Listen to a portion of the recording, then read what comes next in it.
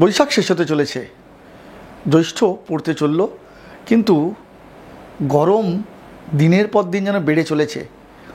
আর এই গরমে কিভাবে সুস্থ থাকবো, অর্থাৎ কি খেলে বা কি ওষুধ খেলে বা কি খাওয়া দাওয়া করলে আমরা ফিট থাকবো এই গরমেতে, আজকে আমরা এই সব নিয়ে আলোচনা করতে পাশে পেয়েছি বিশিষ্ট চিকিৎসক ডক্টর শ্যামাশিস বন্দ্যোপাধ্যায়কে। নমস্কার, আমি ডক্টর শ্যামাশিস বন্দ্যোপাধ্যায়। আজকের বিষয়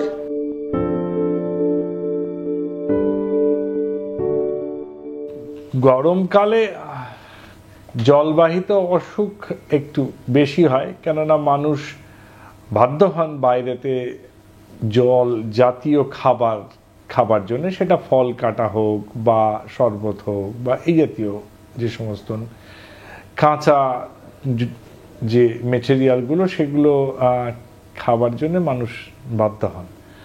আর অনেক সময়তেই হয় যে খাবার নিয়ে যারা ধরুন যায় কোথাও বিভিন্ন কাজে, তাদের সেই খাবারগুলোই প্রচণ্ড গরমেতে অনেক সময় হয়তো একটু নষ্টও হয়ে যেতে পারে। এবং মানুষ যে সবসময় খুব আর্লি একটা ডিকে হলে সেটা যে মানুষ পিক করতে পারে তা নয়, পরে যখন শরীর খারাপ হয় তখন পারে বুঝতে যে ওই খাবারটা পরেই হয়েছে। এছাড়া বিভিন্ন অনুষ্ঠান, বাড়ি বা অনুষ্ঠানের জায়গা ইত্যাদি ইত্যাদি যে সমস্ত জায়গায় বাইরের রান্না করা খাবার মানুষে খান, সেগুলোতেও এই একটা ভয় সবসময় থাকে যে সকাল থেকে যদি রান্না আরম্ভ হয় তাহলে একদম রাত্রের দিকে সেই রান্না সবসময় যে খুব ভালো থাকে সেটা নাও হতে পারে। সেটা হোটেল বা এই জাতীয় জায়গাতে খাবারের জন্যও কিন্তু প্রযোজ্য, যদি না সেই হোটেল বা খাবারের জায়গা তাদের গুণমান নিয়ে খুব স্ট্রিক্ট থাকেন। এটা হলো তো জলবাহিত বা পেটের অসুখের একটা ব্যাপার। এখানে যেমন টাইফয়েড এই জাতীয় অসুখ আছে, তেমনি সাধারণ অ্যাকিউট গ্যাস্ট্রোএন্টারাইটিস আছে, হেপাটাইটিস এ আছে যেটা জলবাহিত, হেপাটাইটিস ই আছে সেটাও জলবাহিত। আগেকার দিনে হেপাটাইটিস এ একটা খুব বিশাল আকার ধারণ করতো না, কিন্তু আজকাল হেপাটাইটিস এ কিন্তু কারোর ক্ষেত্রে খুব বিশাল সমস্যাদায়ক একটা ব্যাপার হয়ে যায় এবং তাতে অ্যাকিউট লিভার ফেলিওরও হতে পারে। এছাড়া যেটা একদম ডিরেক্টলি গরমের সাথে লিঙ্কড সেটা হচ্ছে হিট স্ট্রোক বা সানস্ট্রোক এই জাতীয় অসুখ, যাদের অনেকক্ষণ প্রখর সূর্যের ডাইরেক্ট সানলাইটে থাকতে হয় তাদের এটা হওয়ার চান্স সবচেয়ে বেশি। এবং অনেক সময়তেই মানুষের একটা ডিহাইড্রেশন, অ্যাকিউট সানস্ট্রোকেতে অনেক সময় একটু কনসিয়াসনেসের অসুবিধে বা সেমি অজ্ঞান, যদি এরম একটা বাংলা টার্ম ইউজ করা যায় তাহলে সেরম একটা অবস্থা। এবং তার সাথে অনেক সময়তেই কনসিকুয়েন্স অনুযায়ী বিভিন্ন অসুখের সূত্রপাত হওয়া। একটু বয়স্ক মানুষ হলে একটা অ্যাকিউট হিট স্ট্রোকের পরে হয়তো হার্টের একটা সমস্যা আরম্ভ হওয়া, লাংসের সমস্যা আরম্ভ হওয়া, প্যানক্রিয়াসের সমস্যা আরম্ভ হওয়া, এগুলো হতে পারে।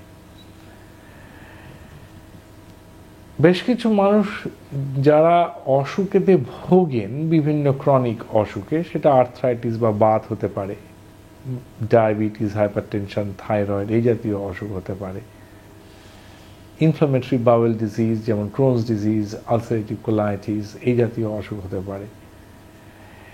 এই ধরনের বিভিন্ন ক্রনিক অসুখে যারা সাফার করেন তাদের অনেক সময় সাধারণ পেট খারাপ, সাধারণ হিট এক্সহশন, আমি সানস্ট্রোকের কথা বলছি না, সাধারণ হিট এক্সহশন বা একটা ভাইরাল ইনফেকশন, এখন upper respiratory viral infection, specially influenza জাতীয় বা গোত্রীয় ইনফেকশন খুব কমনলি লোকের মধ্যে হচ্ছে, সেগুলো তাদের কিন্তু হঠাৎ করে খুব খারাপ করে ফেলতে পারে। সেটা হয়তো নর্মাল মানুষের ক্ষেত্রে 1-2 দিন এমনি ঠিক হয়ে যাবে, কিন্তু ওই ধরনের মানুষের জন্য সেটা খুব একটা সাংঘাতিক ব্যাপার হতে পারে।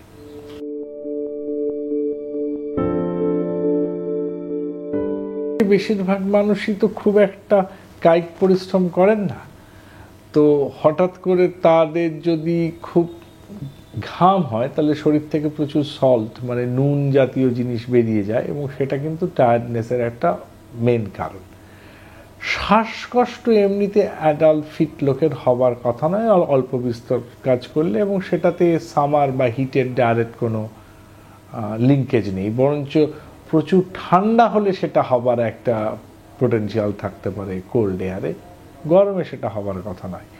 যেটা হয় হচ্ছে এক্সশন ফিলিং, সেটা হচ্ছে ওই ঘামের সাথে সম্পর্ক বা অ্যাকিউট হিট এক্সপোজার, বা যেটা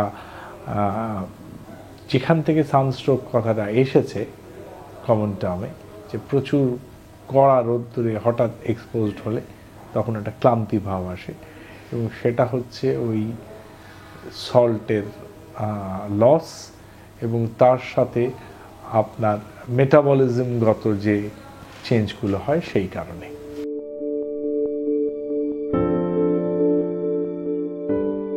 আমাদের দেশের মতো জায়গায় এসি ইজ ফাইন, কেন এসিতে ধুলো ইত্যাদি এগুলো কম হয়, রেসপিরেটরি প্রবলেম অনেক কম হয়, প্রোভাইডেড এসিটা ঠিকঠাক মেনটেন হচ্ছে। এবার যদি এসি কোনোদিনও পরিষ্কার না হয় তাহলে কিন্তু এসি বাহিত স্পেশালি ফাঙ্গাল অসুখের চান্স কিন্তু আরও বেড়ে যায়, এটা খুব well documented.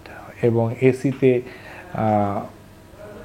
Pneumocystis কারিনাই, mycoplasma pneumonia এই জাতীয় যে ব্যাকটেরিয়াগুলো সেগুলো আবার আনক্লিন এসি এনভায়রনমেন্টেই বেশি হয়, বা জলবাহিত যেখানে ওয়াটার কুলার বা ওয়াটার স্প্রিংকলার ইউজ করা হচ্ছে সেখানে বেশি হয়, যদি সেগুলো পরিষ্কার না থাকে। আরেকটা ব্যাপার হচ্ছে যে এসি 24-এর তলাতে নিয়ে যাওয়ার তো কোনো মানে কারণই নেই। 24-25 ডিগ্রি আমাদের দেশে, যেখানে বাইরের টেম্পারেচার 35, 36, 38 ডিগ্রি, সেখানে 24-25 ডিগ্রি যথেষ্ট ঠান্ডা। আননেসেসারি বিদ্যুৎ খরচা করে দেশের বিদ্যুতের ওপরে চাপ বাড়ানোটা একজন মানুষ হিসাবে আমার মনে হয় একদমই উচিত নয়। দরকার পড়লে তার সঙ্গে একটু ফ্যান আপনি বা মানে মানুষে ইউজ করতে পারেন। তো মনে রাখতে হবে যে প্রচণ্ড ঠান্ডা এসি 16-18 ডিগ্রি এসি যারা ইউজ করেন তাদের কিন্তু এক্সট্রিম অফ টেম্পারেচার এক্সপোজারটা অনেক বেশি ড্রামাটিক হবে। যারা রাদার 24-25 ডিগ্রি এসি ইউজ করেন তাদের কিন্তু এই টেম্পারেচার ডিফারেন্সটা অনেক কম এবং সহনীয় হবে। খুব বেশি টেম্পারেচারের ডিফারেন্সের এক্সপোজড হলে কিন্তু সেখানে একটা রেসপিরেটরি ইনফেকশন, রেসপিরেটরি ডিস্ট্রেস এগুলো হবার একটা চান্স থাকে। তার সাথে তো ঘাম ইত্যাদি এই ব্যাপারগুলো আপনার আছেই।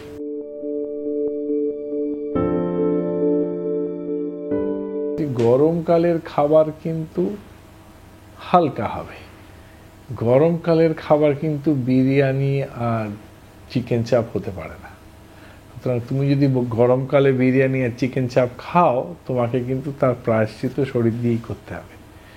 গরমকালের খাবার হালকা ইন এ সেন্স, কম মশলাযুক্ত, কম তেলযুক্ত, কম ভাজা, ডিপ ফ্রাইড খাবার, এগুলো গরমকালের জন্য একদমই ঠিকঠাক নয়।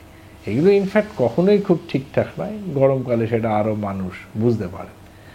এর সাথে রয়েছে যে গরমকালে ফল এবং জল এই দুটো ঠিক মতো খেতে হবে। ফলে সুবিধা হচ্ছে যে একটা পটাশিয়াম সাপ্লিমেন্ট পেয়ে যাচ্ছ, যদি না তোমার কিডনির কোনো সমস্যা থাকে তাহলে ওই ফলের যে পটাশিয়াম ম্যাগনেসিয়াম সাপ্লিমেন্ট সেটা শরীরের জন্য অত্যন্ত ভালো। আর জলের ব্যাপারটা হচ্ছে পরিমাণ মতো যে জল খাওয়া। আমি এটা বলছি না যে একদম তুমি রোজ 10 লিটার 15 লিটার করে জল খেতে আরম্ভ করবে। একটা মানুষ যিনি সেডেন্টারি মোটামুটি লাইফ লিড করেন, মানে খুব বেশি কায়িক পরিশ্রম করেন না, তাদের গরমেতে 2.5 লিটার 2 থেকে 2.5 লিটার জল এনাফ। যারা কায়িক পরিশ্রম খুব করেন, খুব ঘাম হয়, তাদের 3 থেকে 3.5 লিটার জল। আর যারা একদমই কায়িক পরিশ্রম করেন না তাদের 1.5 থেকে 2 লিটার জল ইজ এনাফ। কেন এইটা শুধু জল, এর সাথে মানুষ চা খান, ডাল খান, মাছের ঝোল খান, ইত্যাদি ইত্যাদি, সেগুলোতে সবই কিন্তু জল আছে।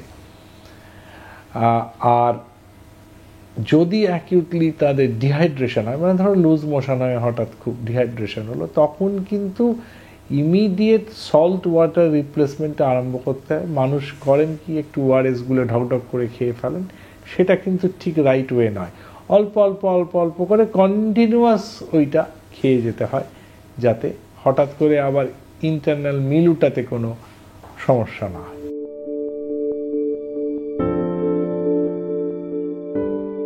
ওআরএস এর ব্যাপারটা হচ্ছে তোমার যতটা লস হবে সেই অনুযায়ী খাওয়া। ডেফিনেটলি তুমি যদি খুব গরমে আসো, তাহলে 1 গ্লাস জলেতে 1/2 চামচ ওআরএস দিয়ে যদি খাও, দ্যাট শুড বি এনাফ। তোমার যদি 20 বার লুজ মোশন হয়, তাহলে আবার এটা এনাফ হবে না, তখন 1 কাপ বা 1 গ্লাস জলেতে 1 চামচ ওআরএস দিয়ে গুলে ওরকম সারাদিনে 10, 12, 15, 20 কাপ বা 20 গ্লাস জল খেতে হবে, ডিপেন্ডিং অন কতবার তোমার লুজ মোশন হলো। একটা 250 ml এর মতো জলের যদি তুমি একটা গ্লাস ধরো, তাতে 4 চামচের ওআরএস দাও, সেটা ইচ ডায়রিয়া ইভেন্টের জন্য এনাফ, এবং তার সাথে তুমি ইনিশিয়াল লসের জন্য আরও 1 লিটার অ্যাড করতে পারো। ডিপেন্ড করছে তুমি কত ফ্রিকোয়েন্টলি কতটা খাবে, এবং এইটার কন্টিনিউয়াস খেয়ে যেতে হবে। মানে আমি এখন 1 গ্লাস বা 1 লিটার ওআরএস ঢকঢক করে খেয়ে নিলাম, আবার 6 ঘন্টা পরে আবার 1 গ্লাস ওআরএস খেলাম, এইটার থেকে ওই ওআরএসটা অল্প অল্প অল্প করে বারবার খাচ্ছি, সেইটা হচ্ছে আরও বেশি ফিজিওলজিক্যাল।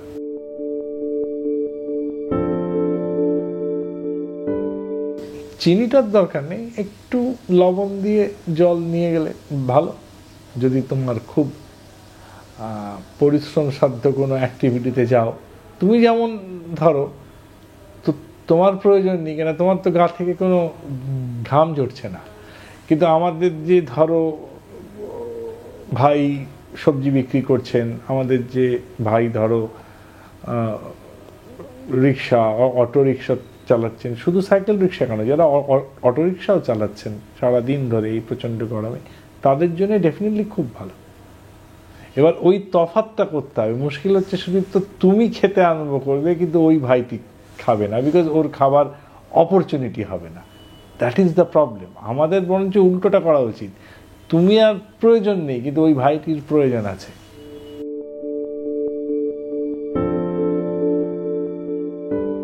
এক নম্বর হচ্ছে কাজ করব সব রকম বাইরে, আমার যা কাজ সে কাজ আমায় করতে হবে, কিন্তু আমি ডাইরেক্ট সানলাইটটা যতটা পারি অ্যাভয়েড করার চেষ্টা করব। দরকার হলে ছাতা ইউজ করব, মাথায় একটা ক্যাপ ইউজ করব। যদি বাইরে ফুটপাথ দিয়ে হাঁটতে হয়, তাহলে যেদিকে ফুটপাথের ছায়া আছে সেদিক দিয়ে হাঁটবো, রাদার দেন উল্টো দিক দিয়ে হাঁটা, এরকম ব্যাপার আর কি। এটা জাস্ট মাথায় রাখা। ঢিলে ঢালা পোশাক ইউজ করব, নাইলন, পলিয়েস্টার, এইসব জিনিসের পোশাক পরবো না, সুতির একদম পোশাক পরবো।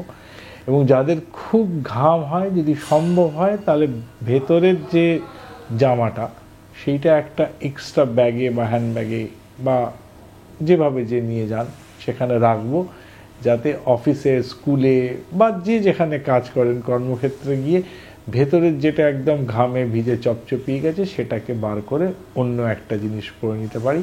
তাতে কিন্তু এই টেম্পারেচার যে ভ্যারিয়েশনের জন্য যে সমস্যাটা, সেটা অনেক কম হবে।